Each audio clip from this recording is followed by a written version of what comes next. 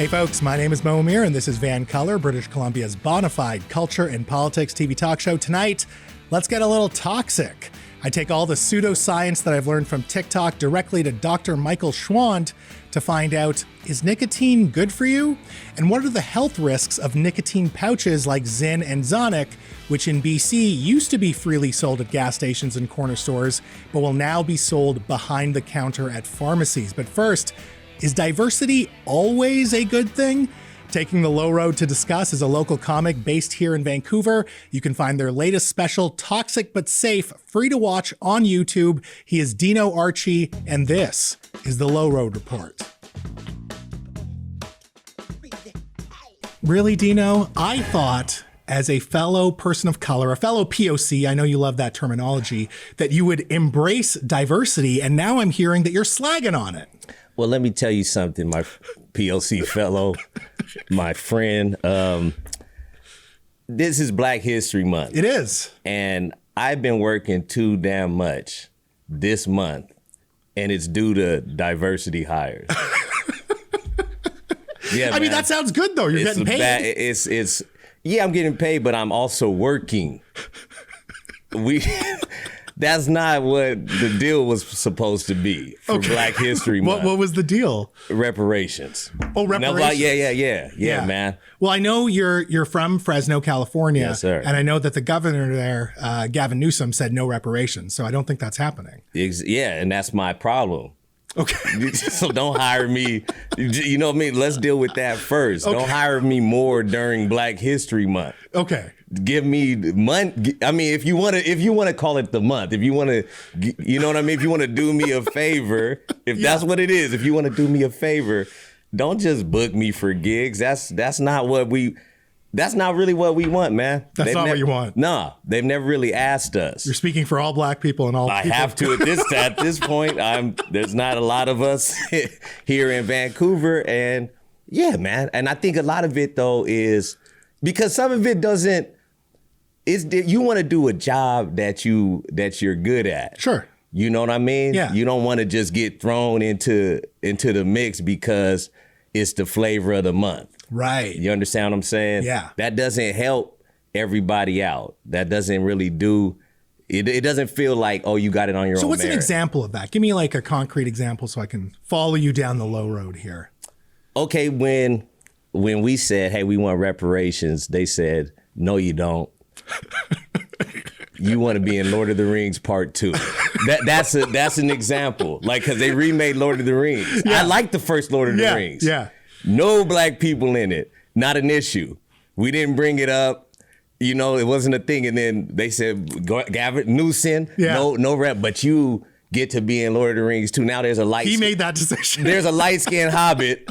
Now there's a light-skinned hobbit in the Shire because of diversity hires. It sounds like you just have sour grapes that you weren't cast in that movie. You're crazy, man.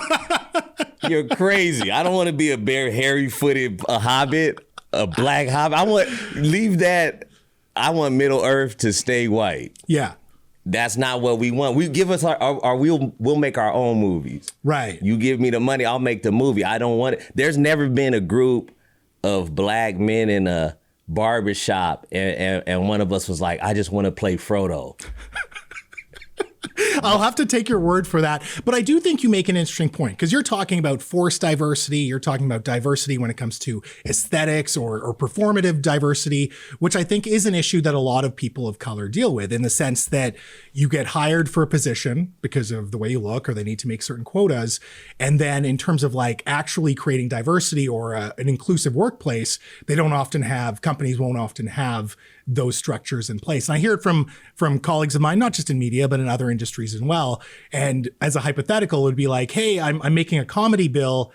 I need some diversity. I hire you, but I tell you, can you just make the jokes like Ivan Decker, who's great, right? But that's not true diversity, right? Exactly. Because if I wanted Ivan Decker, I should just hire Ivan Decker. Right. So when you throw a Black person in Lord of the Rings and he sounds British, or she, because all those movies, any movie in the past is going to be a British dialect. Yeah. Or House of Dragons. Yeah. And they're like, what say you? You know, it's like, what's the difference? Why didn't you hire you know what I mean? Somebody with if you're gonna hire black, then go all the way black. Right. Instead, they do these different things to get these brownie points. Yeah. And to fill these. I saw a headline in Variety. It said Marvel, the Marvel series, those goofy movies. I don't watch that.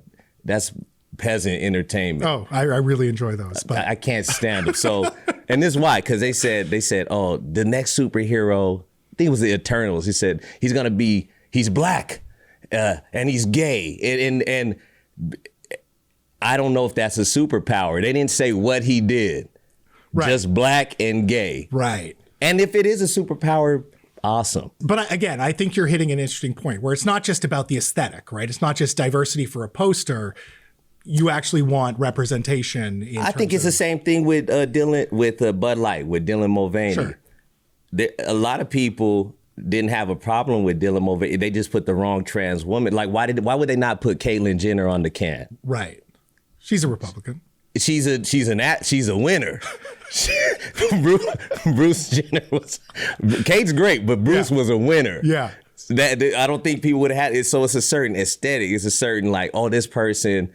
Well, they're trendy. Yeah, trendy, and I don't want to be.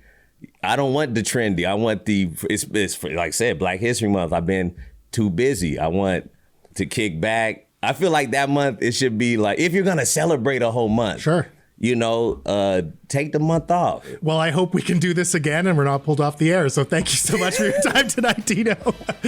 Folks, that was Dino Archie. Be sure to find his special Toxic But Safe available for free for your viewing pleasure. Now, after some business, let's talk about nicotine. We all know that cigarettes are bad for your health, but what about nicotine pouches? Are they toxic or are they safe? Are they actually a good tool to help smokers quit? Dr. Michael Schwand will explain up next.